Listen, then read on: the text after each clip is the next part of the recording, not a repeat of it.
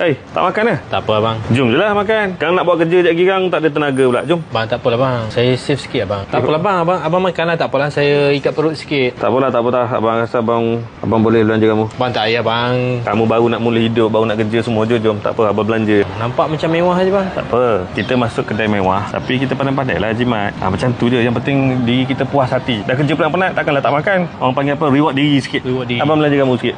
Jom. Okay. Ni abang menu. Apa yang best Kalau yang special dekat pasta ni, Mama Mia beef carbonara.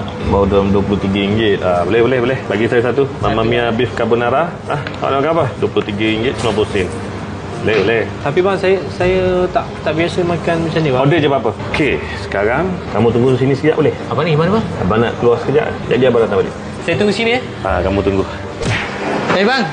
Hai. Dah sampai dah bang. Sorry lambat sikit. Duduk. Saya tunggu abang. Tak sanggup lah nak makan dulu, betul? Baik betul hati kamu, mulia betul. Sekejap. Ni air siapa? Ni mango lassi. Ni apa? Ini nachos Ni bang. tak order juga ni tadi. Dia macam dessert kita lah. Oh, siap dessert Ni pun saya tambah bang. Sotong ni bang. Sotong goreng tepung.